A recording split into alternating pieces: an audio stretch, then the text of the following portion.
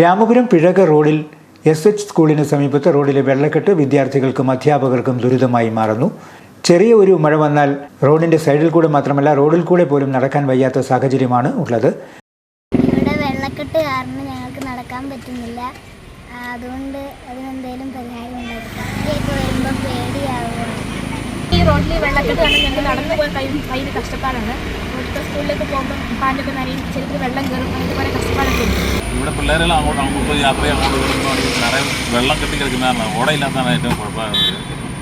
ഇപ്പോൾ നമ്മൾ ഈ കഞ്ഞി മഴയത്ത് നോക്കി ഇതുപോലെ നല്ലതായിട്ട് വെള്ളം ഭയങ്കരമായിട്ട് കെട്ടിയില്ല. പിള്ളേർക്ക് പോകാൻ പറ്റുന്ന അവസ്ഥയാണ്. ബുദ്ധിമുട്ടാണ് ഇങ്ങനെ വെള്ളം കെട്ടി കിടക്കുന്നതുകൊണ്ടൊക്കെ. ശരിയാകുമായിരുന്നു, നമുക്ക് വലിയ ഉപകാരമായിരുന്നു. മഴക്കാലം ആരംഭിക്കുമ്പോൾ തുടങ്ങുന്ന വെള്ളക്കെട്ട് ചെളിയും തെന്നലുമൊക്കെയായി തുടരുകയാണ്. ഒരു മഴ വന്നാൽ റോഡ് തോടാകും.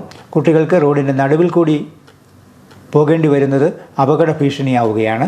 നടന്നു പോകുമ്പോൾ ഏതെങ്കിലും വാഹനം വന്നാൽ വെള്ളം തെറിക്കുമെന്നുറപ്പാണ്. അപകട വളവുള്ളതിനാൽ അമിത വേഗതയിലെത്തുന്ന വാഹനങ്ങളും ഭീഷണിയാകാറുണ്ട്.